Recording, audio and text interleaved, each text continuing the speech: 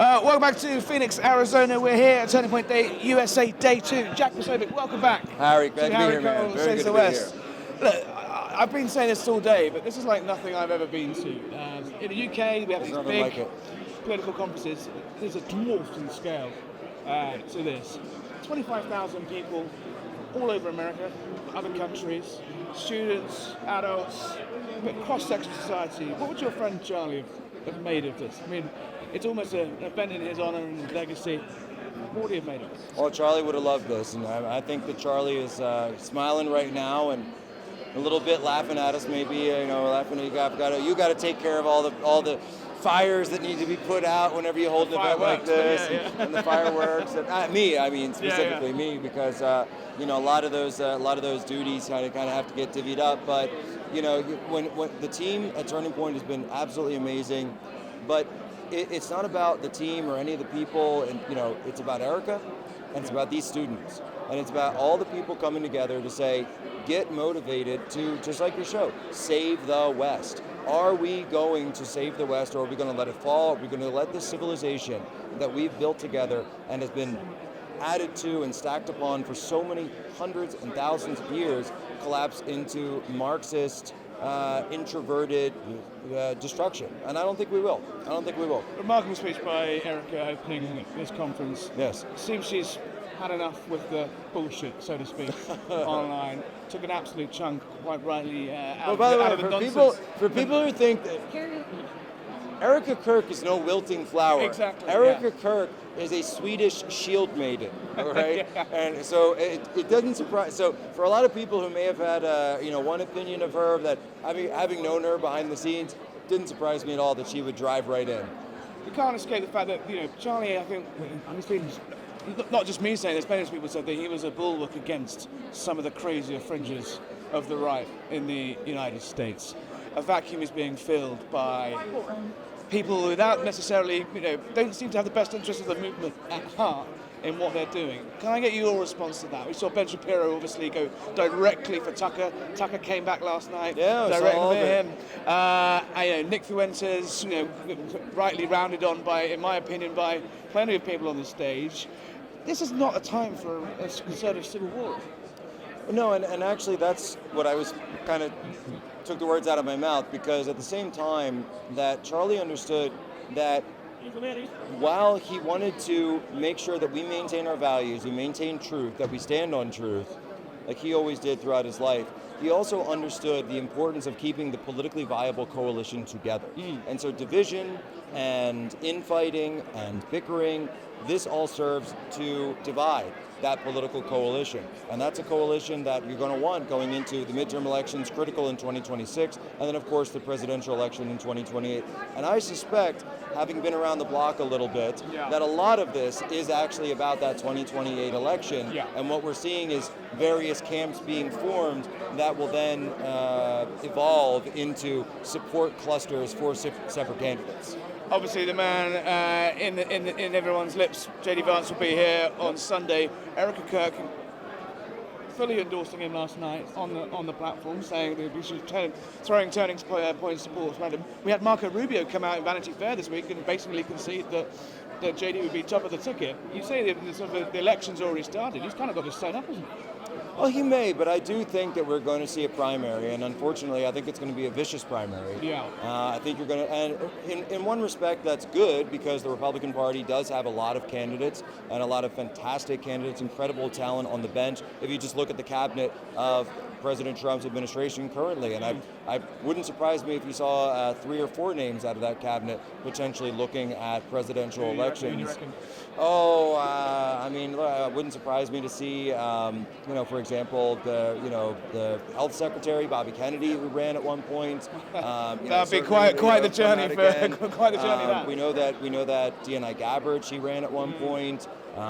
Certainly, and even our Homeland Security Secretary, Kristi Noem, I've heard a few things about that, so it wouldn't surprise me, and I mean that as a good thing, and of course Marco Rubio himself, but still potentially, of course his name has been out there, he's run before. So the point being is we've got an incredible bench in the Republican Party. You've got all of these stars, rock stars, in President Trump's cabinet. The other side, they don't have any of this, but I do worry that a protracted primary that's already begun could wither that coalition going into the midterms and weaken the current administration. And how much do you think, on that exact point, how much do you think President Trump's enjoying this? It is still the Trump show. No one wants to see the word lame duck, but if he loses the midterms next year, it could get very awkward for him. We'll be back into this cycle of Dems trying to impeach him. I can't imagine he'll be enjoying the primary to replace him starting a year into his administration. No, and in fact, that's why I think that there is a strategy that people don't seem to realize. That's why he keeps teasing this Trump 2028 third term run to kind of quell those lame duck rumors. So to say that perhaps he is politically viable, perhaps he would get involved in such a race himself, not just through endorsements, but actually through running. Of course, legal questions abound regarding this and all the rest of it, but that notwithstanding, he's doing that out of strategy because he doesn't want those conversations started. Final question, I know you've got to go. Would you like to see the Vice President say something about the right coming together? Obviously, he's close to Tucker Carlson. He's obviously, he's walked quite a careful line on this so far. Do you expect him to say something, tomorrow? Well, I think there's certainly a question for those of us who knew Charlie, were close to Charlie, like JD was, like Tucker was as well, that we need to understand there is a goal in our coalition. We can have division, we can have various issues. There are people who are pro-life in the coalition, there are people who are pro-choice who voted for Donald Trump as well. But at the end of the day, we come out, we vote, we go to the election, we put the ballot in because the overall political opponent is the left, and of course the far left, which has become much more violent and Marxist and extreme in this country. It was those people, that far left, those are the ones who killed Charlie Kirk. Those are the ones that are taking shots at all conservatives and ICE members and people like Donald Trump. And so those are the people that really are the ones that we need to be focused on. And I wouldn't be surprised if JD said something about that. Yeah, well, we'll see. Jack, thank you for joining us. Cheers. Take care.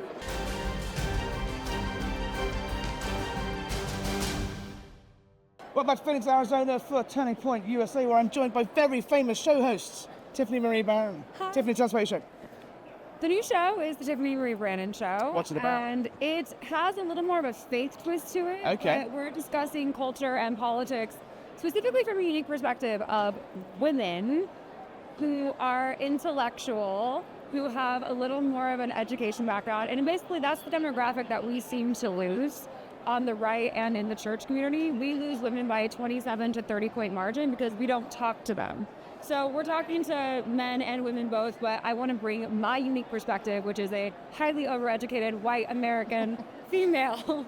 How do you think events like this are perceived by the wider voting public and the female voting public? Oh, I think they think it's a misogynistic, sexist. Yeah, I mean, women gathering. seem to be lectured, about all sorts of things, told if they don't have kids and a family, they're somehow letting down America. Oh, absolutely. And that seems to be this weird anti-breeder culture that you see in subgroups on Reddit and all those things, where you're seeing this pushback that really is rooted in feminism, and it's rooted in the idea that men are evil, women don't need men, and has created this sort of childless cat lady culture. So when they look in at something about like this, they think that we are diminishing women into, a pair of ovaries and a uterus who can just be barefoot in the kitchen. That's not what this is about. Erica Kirk is CEO of this organization. It's all about empowering women. It's about giving women a voice and bringing back the female into the rightful place in life. But how helpful is it then when you got, the headliner on the stage, you got Tucker Carlson, who has sparked, a bubbling civil war on the right, has blown open since he. Bubbling. No, I know it has blown open since he interviewed Nick Fuentes. A guy that says, women are weird and stupid and thick and subhuman. I think it's a very big problem that Tucker platformed Nick Fuentes. I think he's a disgusting, vile person who has no place in our space. He is abominable. And frankly, I don't think we need to say any more about Nick Fuentes other than the fact that he live streamed himself watching gay porn and blamed it on the IDF. Yeah, but then, he's been brought into the fold since Charlie's death. Charlie Kirk was a bulwark to a lot of these crazies. He was a bulwark to them. He would not have had Nick Fuentes or his supporters anywhere near this event. The Kuipers would never be welcome. That void is being filled by something pretty rotten, right? It's dangerous what's happening. It's almost like an incel culture that is against anything true, good, and beautiful that Charlie stood for. And it's a dangerous vacuum. The fact that men like Nick Fuentes and the Andrew Tates of the world are being platformed and are being Russell Brand is, facing a rape trial in the UK and multiple counts of rape, and he's on the platform. I mean, if we go back to your original point, what message does that send to, women, floating voters perhaps, are thinking about voting Republican and they see someone like that platform? Yeah, I think that it is an immediate turnoff because we don't talk to them as equals. We talk to them as lunatics or the problem. I mean, I agree that the reason why something like Zohran Mamdani is mayor of New York is because the math doesn't lie, and it was white women that voted. White, educated, liberal women who have been in New York for less than 5 years. Exactly. They're the problem. I agree. I fit that demographic stereotypically. However, the reason that we are using them is because we don't talk to them like they're snares. Right. We don't talk to them like they're people. Which is what you're trying to do. Yeah, well, we dehumanize them into a bunch of talking points and memes. We make them feel small. We make them feel rejected. We call them names. I'm pro-life. We call people, especially these women that, are part of the death cult that is the Democratic Party, we call them baby killers. We call them murderers. We don't say, hey, here's the science behind why this is wrong. Let me talk to you like a human with intelligent voice. And there's the pushback that they don't actually listen to anything you say. But that's just not true. You can't look at the number of people that have completely changed their ideology and have come to the right on the men side because we talk to them in this way. We talk to the young male demographic this way. There's no reason why it shouldn't work for the young female demographic. President Trump, won re-election by reaching voters that wouldn't necessarily vote, predominantly younger men. Yes. Do you think the Republicans do have a women problem, right? Big women problem. How the next leader, probably going to be J.D. Vance, if Erica has got anything to do with it, Marco Rubio's going to do a thing. How does a figure like J.D. Vance neutralize all the problems that you've just raised and reach that female vote? I think he needs to start raising up generals, proverbial generals, that are women that can properly speak to the women that we're losing. Like, my whole idea in the beginning was to have a conservative call her daddy, because we have women that are wonderful, like Isabella Brown and Allie Beth Stuckey, who are these wonderful Christian women who are married with children, and we have no problem platforming them. We have no problem giving them the space inside of our movement and really, promoting the mother, wife, child thing. And also you can have a show and have a grit. But we still lack fundamentally looking at single women, looking at divorced women, looking at women that, maybe they want to be married with kids, but they just... Life hasn't worked out like that. Life hasn't worked out like that. But even in the church and in the conservative movement, if you're a single woman, you either A, if you're divorced, you usually have a scarlet letter on you of some way, like, oh, something's wrong with you. Or B, you look at as defective because you haven't procreated. And there is very much almost like a time limit. I was at a conservative conference recently, and the guys there said, "Oh, if a woman's over 34, I won't even look at her. She's that's a cultural issue that goes far deeper than psephology and electoral politics, right? That's an issue with the right. It is, but and fundamentally, it's the religious right. And as a deeply conservative Christian who loves the Lord and falls in that category, I can tell you that it's created this entire group of women who are smart, beautiful, interesting, fun, outgoing, but who don't fit into a box. And because we've maintained this little square peg that we're so convinced every woman has to fit in, we are losing elections. Yeah. And we are also losing the soul of America because they aren't even connecting to God and the church anymore, and they're voting in socialist idiots like Zohran Mamdani. You can kind of see Trump and Mamdani. Obviously, we saw that love-in in the White House. They're almost kind of different products of the same symptoms, right? People that feel disconnected with the current system. They can't get a house, they can't get a job, they can't get a wife, they work a family, they can't afford to live. Yes, the New York liberals went to the left, hard left, and chose Mamdani, but that's basically MAGA, right? I disagree because fundamentally what you're looking at are ideological problems, right? Yeah. Socialism. Yeah, different solutions to the same symptoms. But socialism has never ever worked in the history of humanity. Politically, ideologically, it's failed since the utopian socialists of the 1700s. So you have Charles Fourier and Robert Owens, who created they were born in the 1770s, and by the early 1800s, they created the utopian socialist movement, which they tried to start here in America in like New Harmony, Indiana, which of course failed after 2 years. Those principles then went on to Marx. Surprised it lasted that long. Shocking. Looks like utopia, isn't that horrible? Yeah, and then suddenly everyone's in camps. Weird. So weird. How did that happen? But you have Marx being their disciple and then trying to repackage this as like, oh, we'll look more at economics. We're going to focus more on the economic base of socialism than, the social communal aspect of it. It just doesn't work. And really what this comes down to is an education problem. Our lack of education, our stepping away from the classics, our stepping away from great literature, from philosophy, from theology in the regular curriculum from the liberal arts degrees. And I'm not talking about college, I'm talking about in primary school. Why are the 96% of all required reading has been published after the year 2000? Yep. That's a problem. You want to talk about instilling great virtues? I mean, C.S. Lewis talked about this in The Abolition Man. We are going to create, he gave a warning symbol back in the 60s that we are creating men without virtue, men without chest, he called them, and we are going to expect them to act virtuously, and that was going to be the downfall of our society. And, it's men with a big letter, men and women. So and women need to save the West. Women need to save the West. It falls to you guys once again to we have to have the babies, we have to nurse the babies, and we have to save the world again.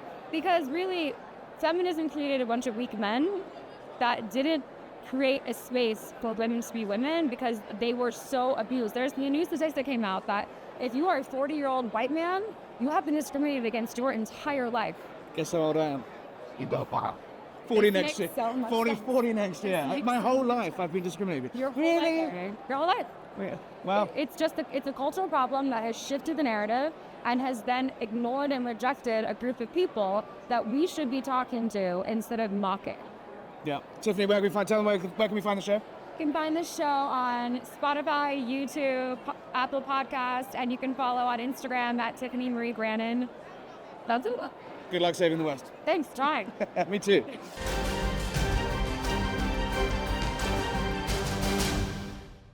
Joining us on Harry Cole Saves the West, Dr. Jay Bhattacharya, Director of the NIH. Sir, well, I want to talk about the science in a moment, but as a key member of the Trump administration and a proud Indian American, I wanted to get your reaction to some of the things we've heard over the last few days and weeks about immigration in the United States, visa status in the United States, and this idea that somehow if you didn't come over on the Mayflower, you're less of an American citizen. Vivek Ramaswamy gave a very powerful speech on the stage yesterday, basically saying people don't have the right to define who is and who isn't a proper American. Can I get your reaction to that?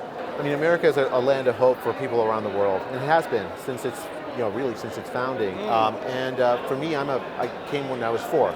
Yeah. The idea that my mom, she grew up in a Calcutta slum, and now her son is the director of the National Institute of Health. It's the American dream. It really is, and I still get tingles thinking about it. America is a great place because it is welcoming. At the same time, immigration is a challenging thing. Like you want an immigration policy that's consonant with the values of the country that has attracted so many people from around the world. It's the National Institute of Health doesn't really get into those issues so much, but of course. I think to me the key thing is America still is the place on earth to do the most world-class science. The scientists from around the world want to come here, work with its scientific ideas that Americans have, and it's part of what makes America great is that we allow that kind of interchange of ideas to happen. Freedom is at the heart of it. It feels like the movement on the right, the conservative movement, that coalition that put Donald Trump into power last year, is very fractured at the moment. It all kind of was triggered by Tucker Carlson platforming Nicholas Fuentes, giving him a bit of a soft soap interview. This is a guy that has accused J.D. Vance of marrying a Jeep. As an Indian American, what's your message to this movement about who they listen to and who they amplify? What I'd say is that if you think about the parts of the movement I've been involved with, the MAGA Maha alliance is actually quite still strong. Yes. And it's because the fundamentals are so strong. The key idea that we, people who are supported by American tactics who do science, have an obligation to take that science and make people healthier, make their lives better. Well, how do you make America healthy again? How do you make America great again without making America healthy again? Do you see those two things going hand in hand going forward? Is Maha a sort of domain of the political right now? Because obviously your boss, RFK, has been on a bit of a journey politically. There's talk that he could end up being a Republican nominee for perhaps vice president or president. How does the right in America keep control of the essence of Maha? Well, I mean, I think going back to Ronald Reagan, I think even President Trump himself, they've come to some extent from the left, right? And so it's not surprising that a party that is focused on debate, on having sort of a big tent of ideas would attract people who want to use like science for the good of the people. So in that sense, I'm not surprised by it. Of course, there's lots of fractures, as in any political movement, you're going to see them. I know I'm pretty high on this alliance, though. You can probably hear it. And maybe because I'm focused on the health aspects of it and the science aspects of it. I'm seeing real reform for the first time in a very long time in how science works in this country. Do you think President Trump gave a his 20-minute address to the nation last week? I feel like he is slightly frustrated, correctly or otherwise, that he's not getting the credit he deserves for the achievements of his first year back in office. What would you say Maha and the health department have contributed to the first term that you can take to voters at the midterms as a tangible win? I mean, we've made tremendous advances, right? In not just like concretely. Of course, there's the things like that my good friend Marty McCary at the FDA Commissioner has done to bring common sense back to like how we regulate drugs and food products, right? Like for food dyes, taking sugary beverages out of SNAP, things that you think were common sense. But I've been in this business for a long time. Those ideas have been around, but no one else has implemented except for President Trump. And then on the science side, we removed DEI from all of the aspects of the NIH. We have focused the agenda of the NIH on topics that actually address American health. I mean, it's hard to convey for folks who haven't been in the NIH world forever, but it's like a sea change where scientists are like breathing free, that they can actually work on things that they're good at, to like scientific advances that make people better, rather than fighting ideological fights that we're not very good at. Is enough being so? Obviously, drug prices is a big topic of conversation at the moment. How long until people will feel those prices coming down, and voters will feel it in their pockets? Do you think they will feel fundamentally different from the changes you're making in time for November 2026? I'm bad at timelines, so I'm not a politician. Fair enough. But I think the answer to that question is yes, because even on drugs that are like GLP-1s, these like Wegovy and Ozempic, these drugs are been the focus of some of the early focus of trying to reduce the prices. Well, they're sort of 10 times the price of what people are paying in Britain for the same product. It's crazy. Like I was there in the press conference where the president announced this, and as I have a PhD in economics as well as my MD, and for me to see such large price differences indicates that the American people are being taken advantage of. Yeah.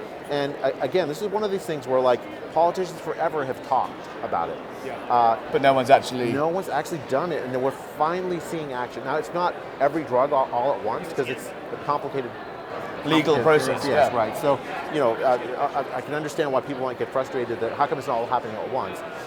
But there's real progress being made for the first time in a very, very long time, I think.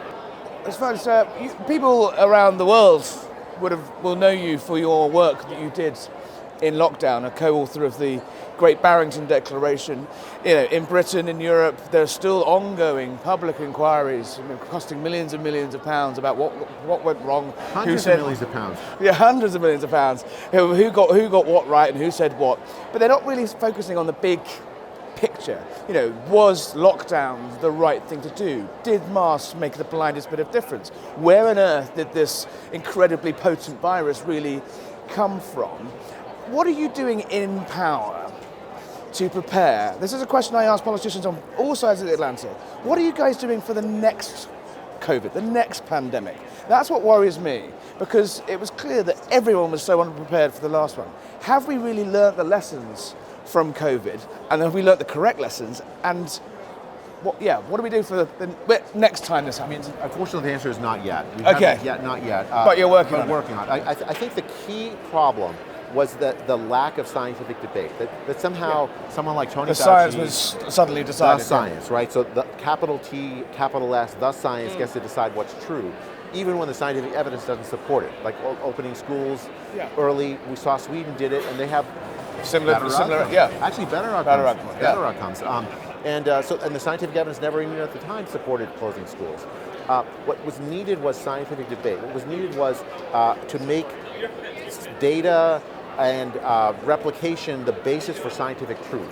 If we'd had that, we would not have had the catastrophe that we saw with the lockdowns and the politics kind of out sort of forced the science in a way. There's also there's a suggestion that the public would have started to lock themselves down if they weren't forced into it.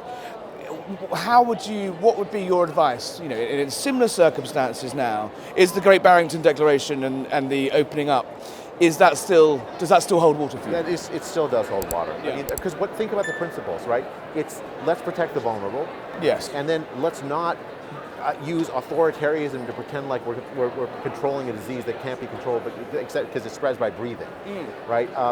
The principle of let's protect the vulnerable, let's have risk-based ideas for how do we the mitigation that we do, and let's elevate freedom as a real important principle in public health.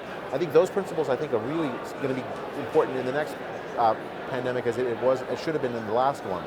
And have you heard from the British? We've got some friends joining us. The British public inquiry, the one I've been with. At Baroness Hallett, I've been tracking it quite closely, actually. But very frustrated, I have to say. But no one's picked up the phone and asked you to come and talk to them. It's not just me. Like my colleague Sunetra Gupta of Oxford University, who co-wrote the Great Barrington Declaration, never was invited to testify in Baroness Hallett. And so surely that's just the same mistakes being made again. Yeah, I think scientists, we're human, and we have this tendency to not to want people to notice our mistakes. Yes. But here you had a mistake, if you will, that caused catastrophic harm to children, to the poor, to the working class, and then Britain had terrible outcomes compared to Sweden or where there wasn't a lockdown. Yeah. And yet, if you look at Baroness Hallett's inquiry, I don't think that Sweden was mentioned once in the whole inquiry. It's you blind yourself.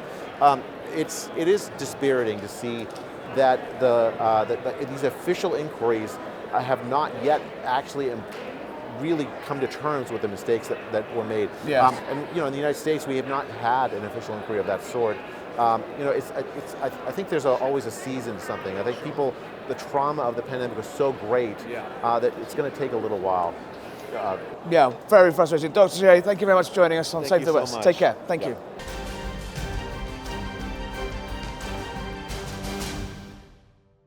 Welcome back to Phoenix, Arizona for Turning Point. We travel 4,000 miles across America and meet one of our favourite guests, Chloe Trapanotto. Welcome back to Harry Cole Saves the West on the roads. Are you winning? Are we saving the West here? I think we're saving the West. Yeah? I'll be quite honest with you, Harry. Before this whole event, things were looking kind of bleak on my end. On my very dark social media, I was getting a lot of leftist propaganda. They were trying to dim my sparkle. But after no one's going to achieve that. Conference, I've only been here for one day, and I already feel a whole heck of a lot better. I'm feeling blessed. The energy is up. I've seen so many wonderful people, met so many wonderful beings. The spirits are up, and I really think that people are going to move on from this with a lot more confidence than they had beforehand, even despite the conservative civil war that's going on. Well, yeah, on that, this is something I've never, the scale of this is something you don't really get in the UK, that's for sure. Yeah. But also you don't normally get the leaders of so-called leaders and influencers of the movement taking actual chunks out of each other on the stage. We've obviously been talking about this. We've been following the sort of, as you call it, the conservative civil war.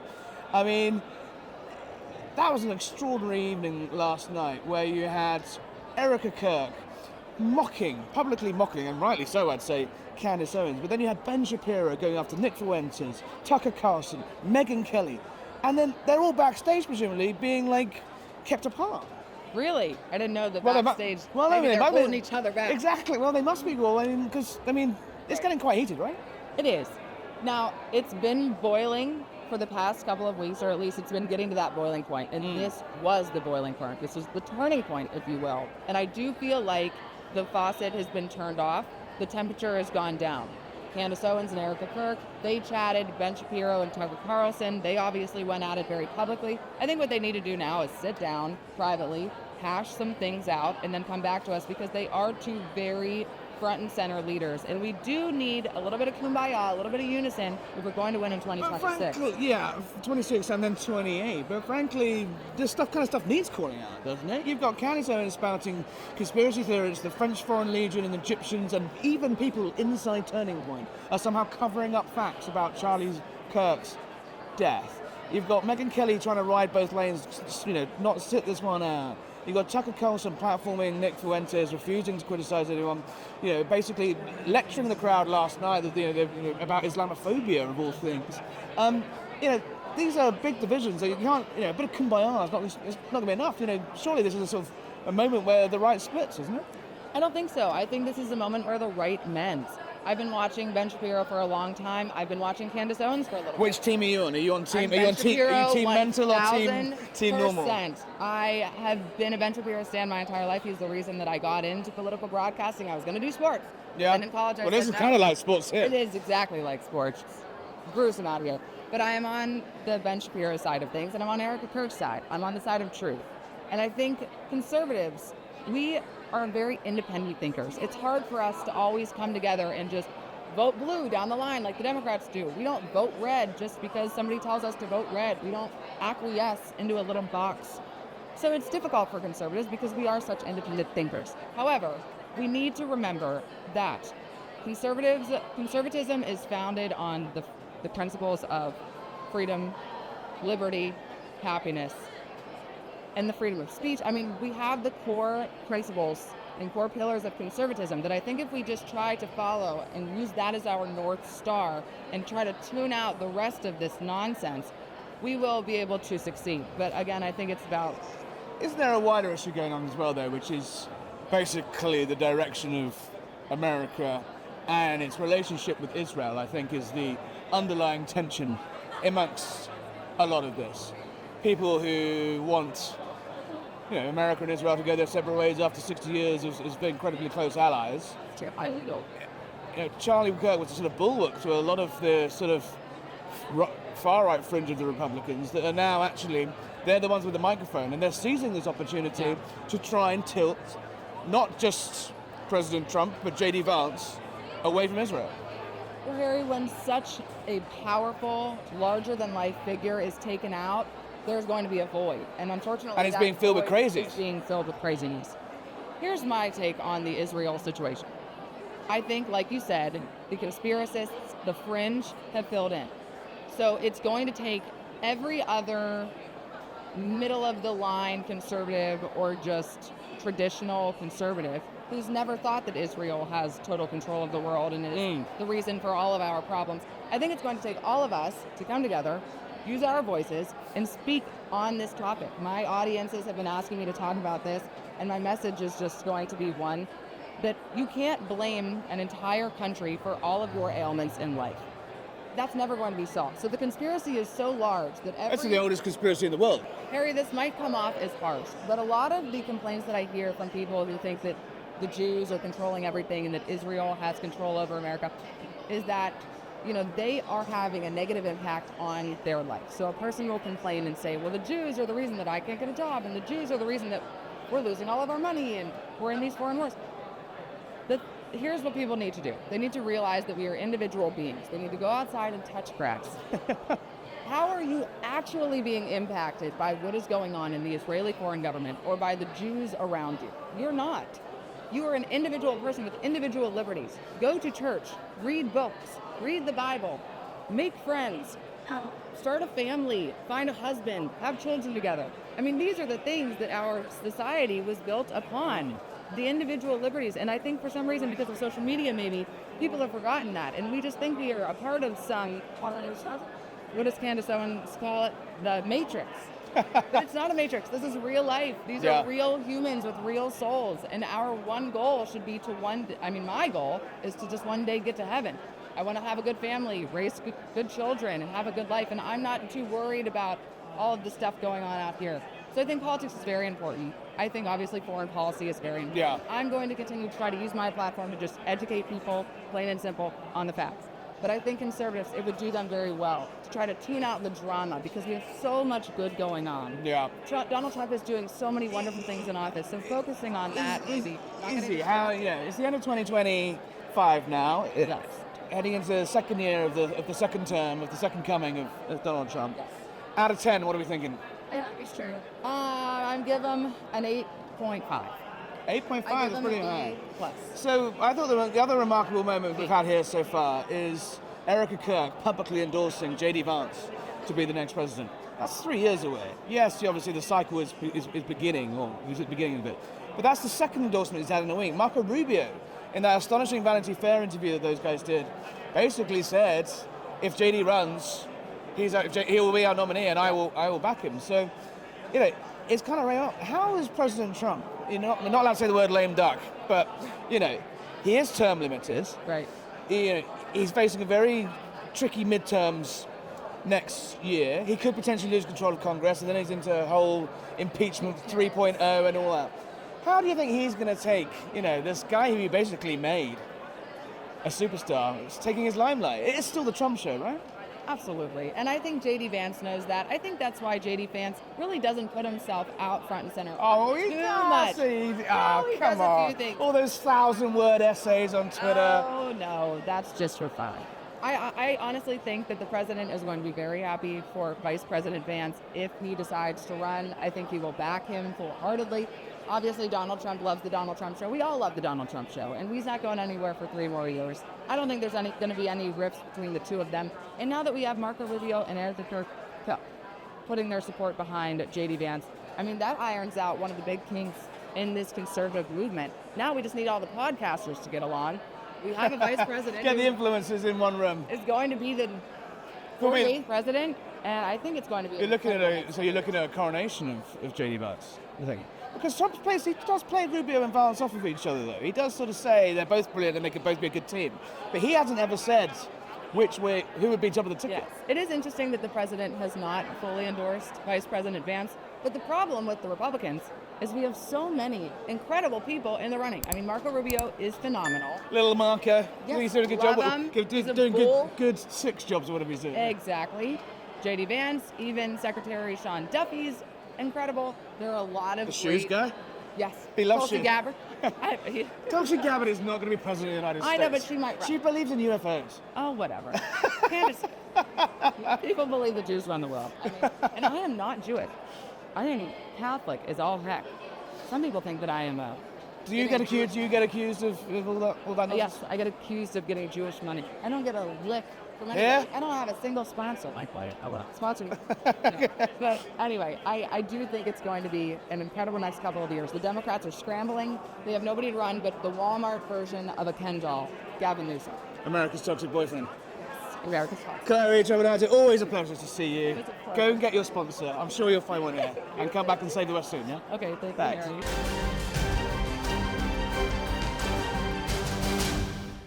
And I am joined by Reagan Reese of the Daily Caller, White House correspondent, friend of the show. Thank you for coming back. Thank you for having us in your little in your welcome. Hut.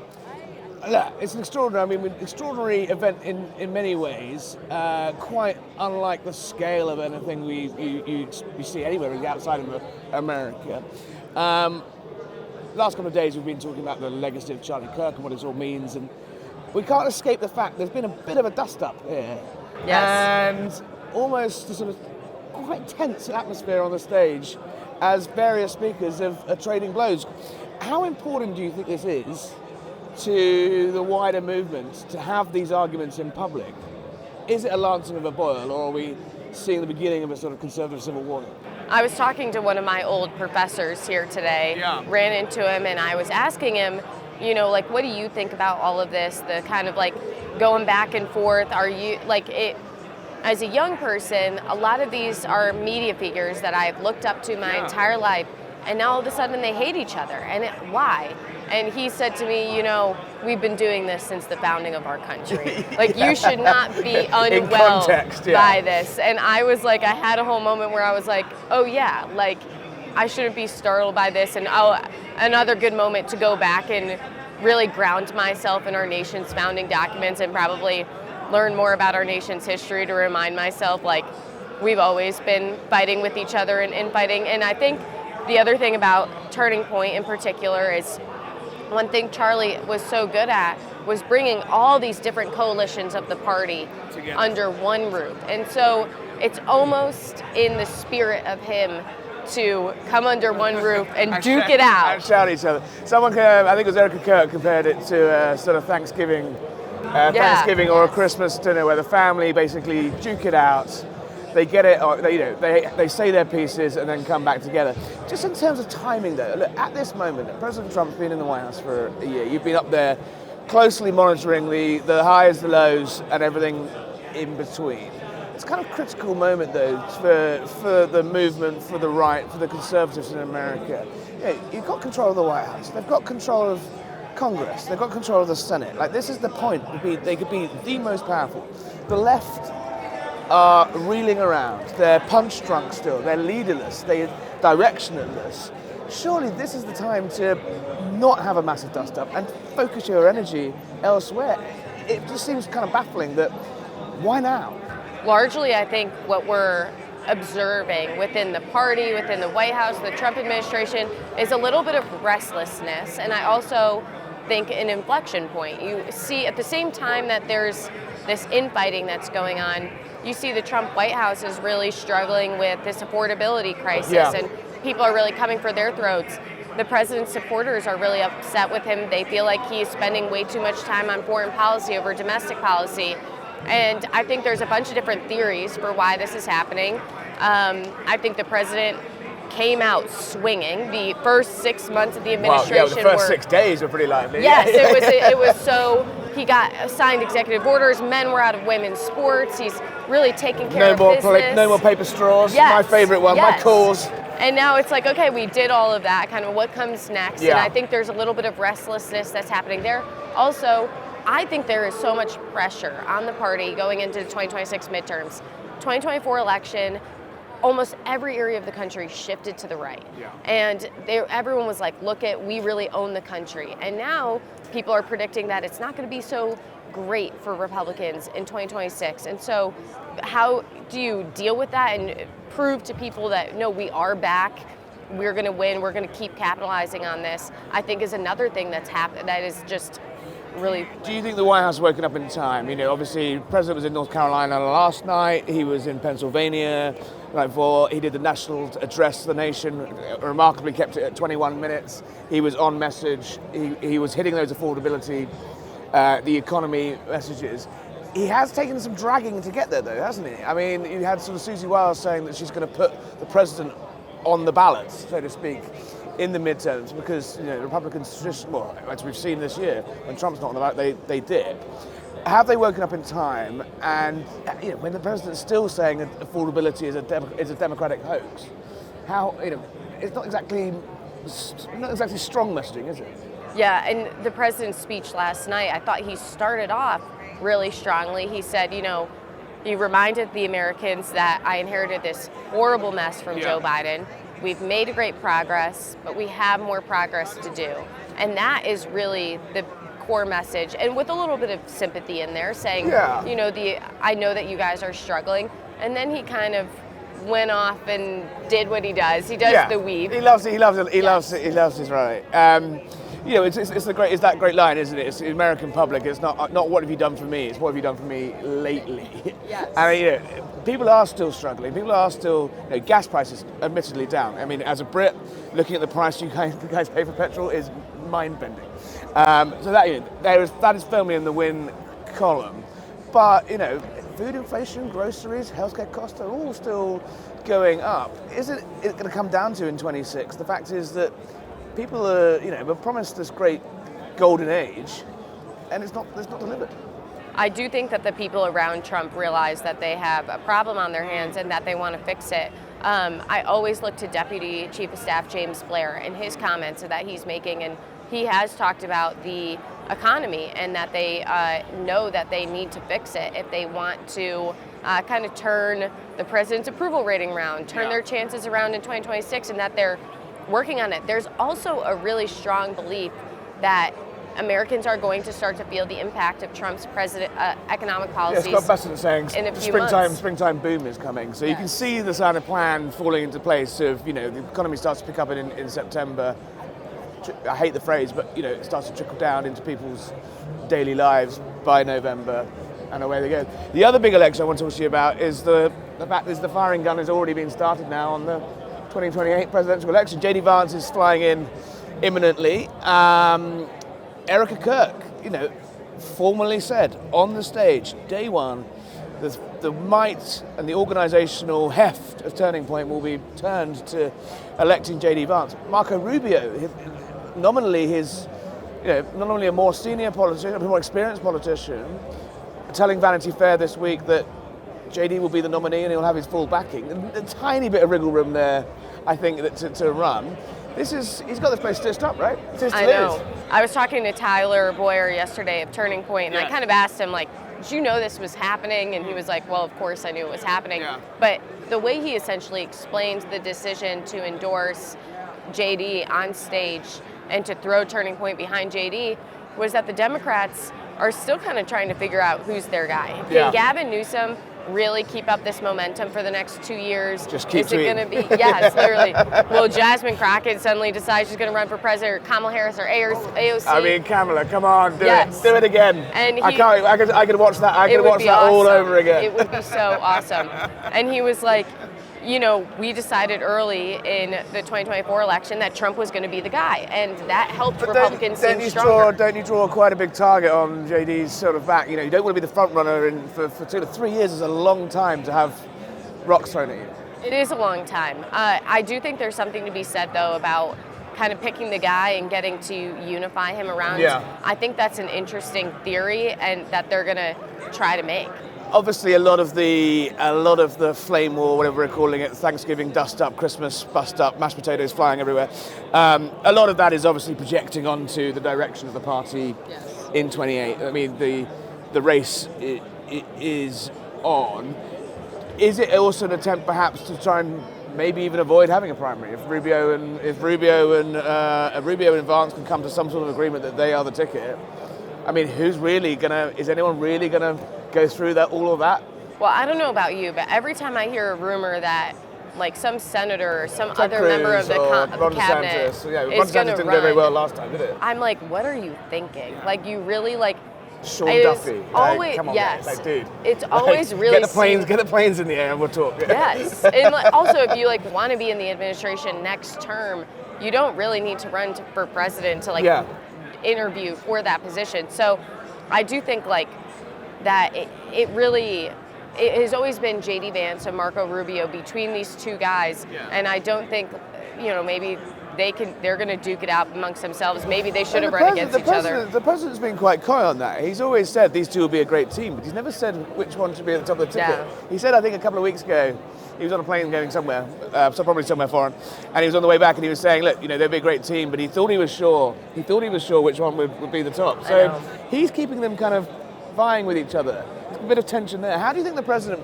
the guy loves the limelight, we know that. He built MAGA through the sheer force of his own personality, his own unique politics.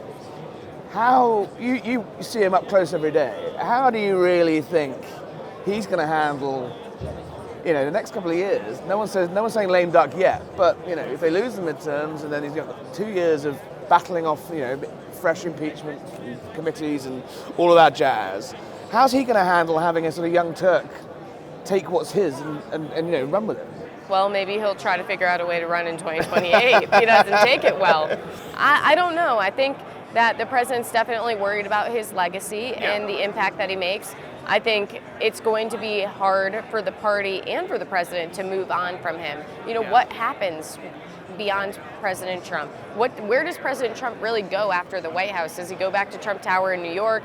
Is it Mar-a-Lago? Does he keep truthing? He's still going to be the kingmaker, right? Yes. He's still, I can't will imagine he? him. I don't know. I can't imagine him going quietly into the night. Or I maybe know. he'll go and run the Trump Kennedy Center. And he makes, that's a great point. He makes those truth socials, and will we all drop everything that we're doing to read those fiery truth social It is so posts when funny. he puts them out? You can always tell if you're at dinner or you're out and about in DC. You can always tell who the journalists are because they all Truth Social pops up on the phone and they all suddenly. I keep my phone. I get the alerts. Yeah. I keep my phone right next to me at all times, and I'm like always checking it. And I'm sure people are like, "This girl's rude," and it's like, no. It's basically a newswire. Yeah. My life revolves There was around that like Donald Friday night where he did like sort of 300 posts all in one go. The phones were just blowing up. Yeah, and it's like, how do I have to like scroll through all of them to find the important stuff? He's bombing your phone. Yeah. So J.D. Vance speaking tomorrow. Do you expect him to acknowledge the rift? It'd be quite strange for him to come here and ignore the biggest story, apart from him being the biggest story. The other biggest story that the movement has traded some pretty vicious personal blows. He's gonna have to. Is he going to call for unity, call for calm? Do you think? He will totally talk about it. He's so savvy like that. I think he's so good in the way that he is an orator, but also he's funny. Whenever he's on Twitter and he's like posting those memes, and so I do think maybe he'll address it in a humorous way. Do you think he has the same force of personality though to keep this movement together? Because Trump built the movement that also kept the right together on side in 2024, and also made those gains into more moderate swing voters. Do you think Vance just has that force of personality enough? Ben Shapiro said earlier in this conference that he thinks Vance will have to build his own coalition up. I think that is a really wise point. President Trump really made a coalition Trump that is MAGA, no one else can. Yes. Don't try and recreate it. And you're going to have to build your own thing and motivate people out to the polls for you, not because you're Donald Trump's prodigy or the next one he anointed. And so, I don't even know if it's a sense of really having to unify the party or keep everything together. It's kind of building something up that's specific to you. Well, we will see how he does tomorrow. Reagan Reese, White House correspondent. Thanks for joining us.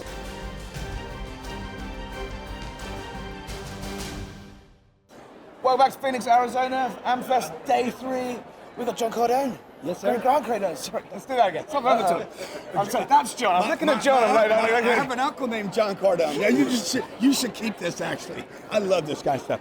Now, I have an uncle named John Cardone, and he would appreciate you calling me John Cardone. Grant Cardone, investor, businessman, pal of Trump's extraordinaire. You're here at AMFEST. A third of this audience is young, right-wing kids. Yeah. What's going to be your message to them on the stage? I don't think that they're right-wing kids. I think that they're common sense kids. Yeah?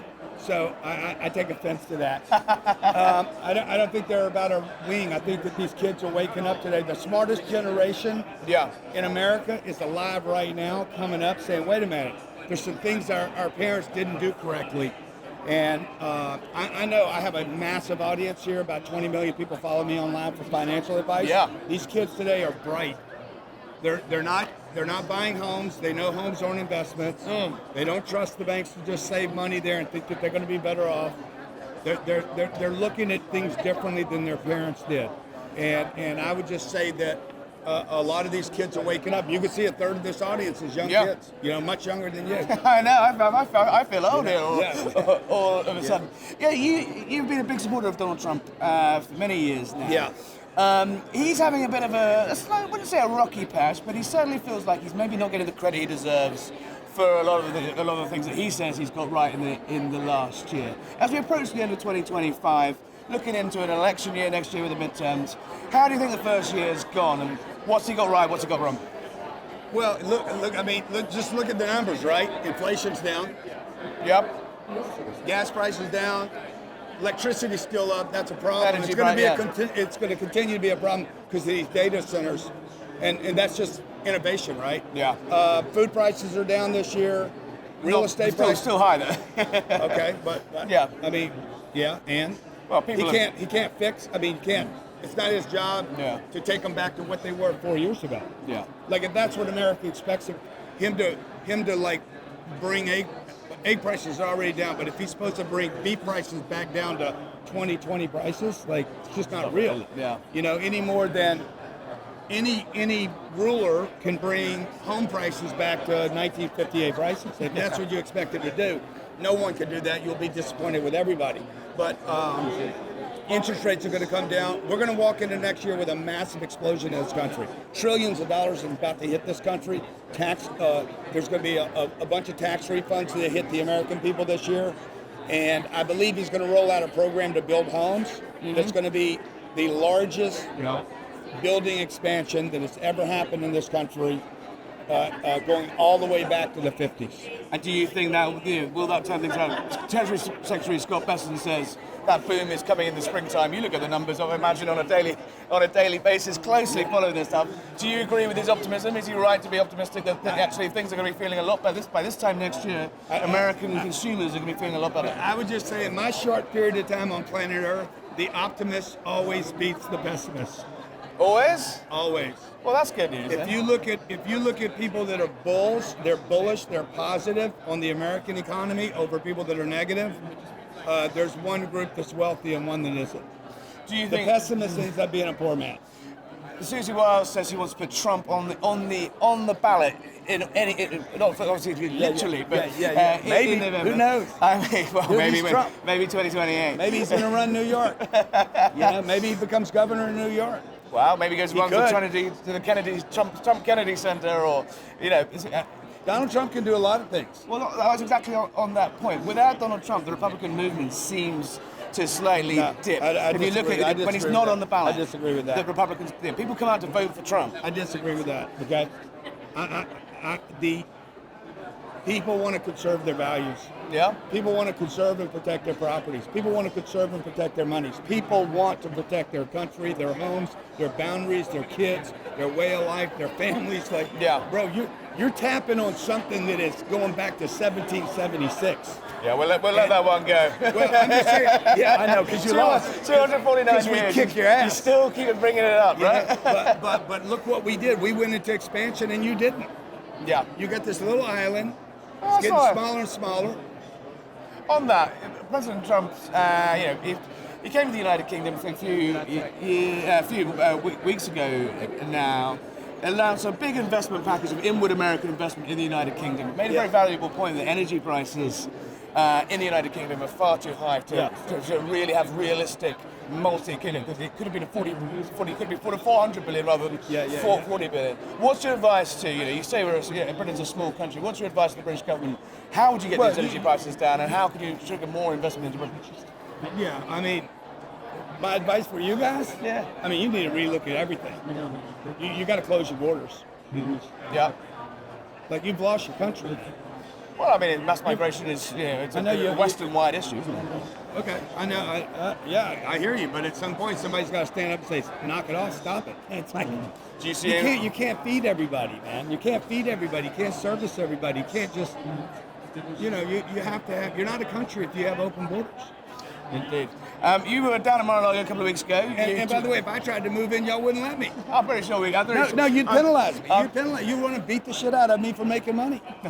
Well, we like people who employ people, but yeah. You were down in Mar-a-Lago with President Trump a couple of weeks ago. You tweeted that his stamina. He's a beast, man. The guy's a beast. The left, the mainstream media are determined to sort of start to paint this image of President Trump in decline. Having ignored Joe Biden's, obvious mental distractions. The average person could only wait to be in the decline he's in. Okay, this guy has the energy of unbelievable. It's I'm an extremely motivated individual. I'm fairly focused. This guy, him and Elon, the work capacity of these individuals is phenomenal. Donald Trump's is off the chart. Because he's working for the people. He's literally working for the people. He is obsessed with this concept. He's a very dangerous man to compete with. Yeah, I heard that. Okay, the people you don't want to compete with are the people that are obsessive. They're obsessive, they get an idea, they lock on an idea, they break ideas, and then they always somehow figure out how to make the idea work. They're extremely dangerous people to compete with in life. And it's rare you meet somebody with his amount of stamina and energy. And the fact that the left tried to turn that into some kind of sexual connotation shows you how deviant and just freaking nutcases they are. Obviously, he's term limited. When I say stamina, do you think sexual? No, not at all. I think look, I'm a journalist. I follow the guy around. You know, he does. You know, those days in the White House. You know, the guy is a lot older than me, but he's still. You know, he's up with the crack of the. I'm 39. He's up with the crack. How old are you? I'm 39. Are you really? Yeah. This guy. I hope I look as good as you when I'm your age. I mean, he does have an energy. He is a unique man. He built this MAGA movement on the force of his personality, his unique way of doing politics. He is term limited, though, and I think he's probably joking when he says he's going to run in 28. Yeah. Is there anyone, do you see, who could actually keep that MAGA movement together and have that same zeal that Donald Trump has? I don't think it's going to be one person. I think the left is going to be very surprised that it's going to be an entire bench of guys that go out, men and women, they go out and say, hey, let's keep this thing rolling. Who would you like to see on that bench? Obviously, J.D. Vance, Marco Rubio, Don Jr. Yeah, that bench is pretty much built right now. So if you look at the key figures in the administration now, and perhaps it's going to be the guys that are already winning, the guys that don't step on their dick, they don't do something stupid. Yeah. And which is hard. These guys get tempted by life. Yeah. And so it's probably why so few people are running in politics today, because they don't want their life drudged. You never fancied it yourself? Oh yeah, absolutely. Yeah, I do. I actually looked at running for governor in California because they got a need there. Yeah. I went there. I did 7 trips over there and decided not to run this cycle just because I don't think the people are ready for that kind of change. The kind of change that would be necessary. But who knows? Maybe one day. What about taking on? I like the idea of the fight. I love the concept of the fight and the scrutiny, and it's a blood sport, dude. Like, you got to be a maniac. Can't you go back? That game. Don't fancy going back to take over New York from the hard left? Mandami's. Yeah, that's not. I mean, I don't live there. I could never pull that off. So. I would never run in Florida. I live in Florida. I wouldn't run in Florida just because Florida's, it's on a good path. Grant Cardone, listen, best of luck. Thanks for joining us. Well, back to Phoenix, Arizona. It's day 2 of Turning Point USA. And look who we found. It's Blake Marnell. I've done it already. That's all right. Brexit guy, Blake Marnell, friend of Harry Cole, Saves the West. Having a good time? This is quite an extraordinary event, isn't it? It is, and this is the 5th time I've been to it. It's obviously the largest one. Attendance is record-breaking, and considering why so many people are here, it's great to see people in good spirits. People are in good spirits. There's the crowd is, lapping it up. But there have been some real divisions on the right in the USA exposed right here on the stage at Turning Point. You had Erica Kirk going for Candace Owens, I think pretty fairly, I would say. You had Ben Shapiro launch an astonishing tirade against Tucker Carlson, against Megyn Kelly. Megyn Kelly's on the stage right now. And Candace, and Nick Fuentes, and those that platform him. This, conservative civil war comes at a pretty unhelpful time, doesn't it? Well, there's never a good time for a civil war. Let's start with that. Yeah. And is it really a civil war, or is it us bickering about the 2% of things we disagree with instead of the 98% of things we agree on? Yeah. They're pretty big things, though. They are. Future direction of the right, the isolationist policies of America, America's relationship with Israel, it's all bundled up in there, isn't it? Correct. And I think that if we look at some of those, unusually it's more a generational divide rather than a political divide within the movement. So it's maybe some of them are going to be more intractable problems to solve, because it's not necessarily something that you can hash out based upon just like a policy decision. And so you have an inherent different belief about something because of the generation you grew up in. But I don't think that they're insurmountable challenges, and I'm optimistic that we can put them behind us and move forward. It feels to me, and also like the election of 28 has already started. Oh, absolutely. This is we're 11 months into, 12 months now into Donald Trump's second administration. I don't want to use the word lame duck. I don't think he's a lame duck yet. No. But if he loses the midterms next year, and with all this squabbling, it looked like it's not a great place to be. Erica Kirk endorsed JD Vance from the stage yesterday.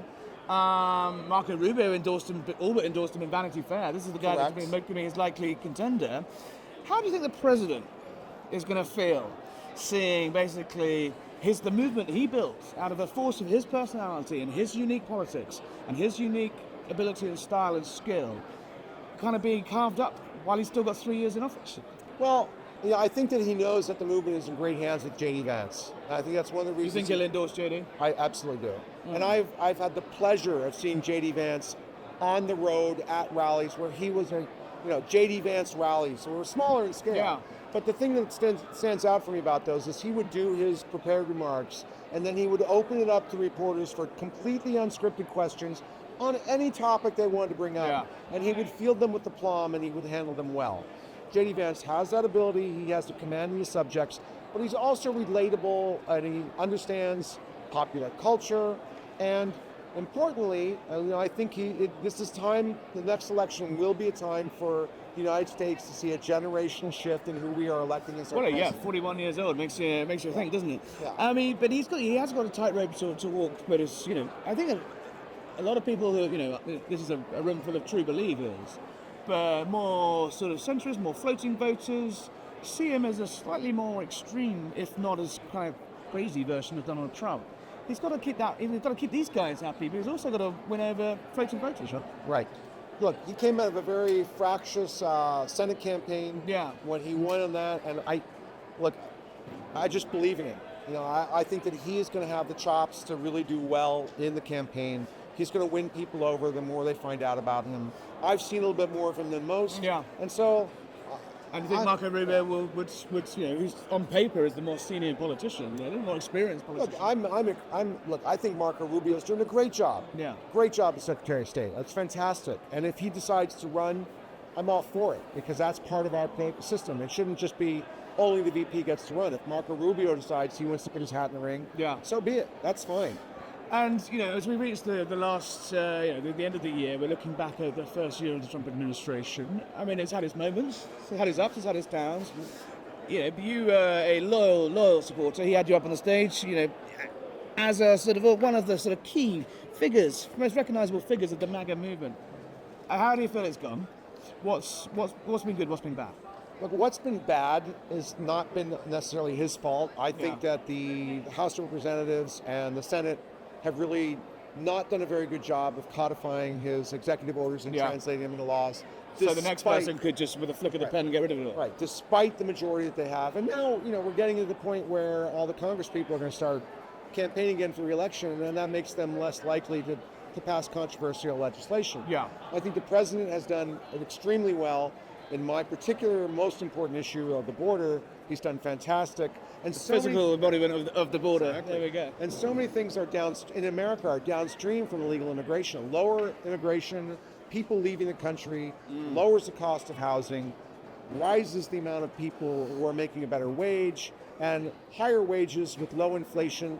Basically, it brings things back into it feels the president is kind of frustrated that he's not getting the credit that he thinks he deserves. That address to the nation the other night was quite extraordinary. When he says things like affordability is a Democrat hoax, what is that? I mean, people are struggling to pay their bills, their healthcare, their groceries. Yes, gas is down, but what does that? How do you think that looks to the average American who isn't feeling this golden age? Well, that's the thing I'm saying. It's like as wages are going up, even if prices are not going down, your net affordability is increasing. So I'm optimistic that will continue in the future, but it's going to be the avenue that the Democrats have identified that they can harp on as a weakness. Whether or not it's true, they're going to say it's true. And if people are hearing it enough, they're going to start to believe. Treasury Secretary Scott Bessent says, springtime boom is coming. Do you think there'll be enough for the midterms? Do you think the Republicans will hold the House? There's a lot of things that need to happen. I would say that in the parlance of American football, we're behind by a touchdown in the third quarter. For our British viewers, you're gonna have to Google that one. All right, so let's. But I think we get the message. So, like for the British viewers, we're playing soccer or football, as you would call it, and it's 2-0 down. It's 2-0 down. 15. 2-0 down at half. I don't know about 2. It's 1-0. I'm not. It's 2 down. Well, listen, come and see us again in the run-up to that. Always a pleasure. Blake Marnell, Brick Suit Guy. All right. Love to see you. Okay, thanks. Take care.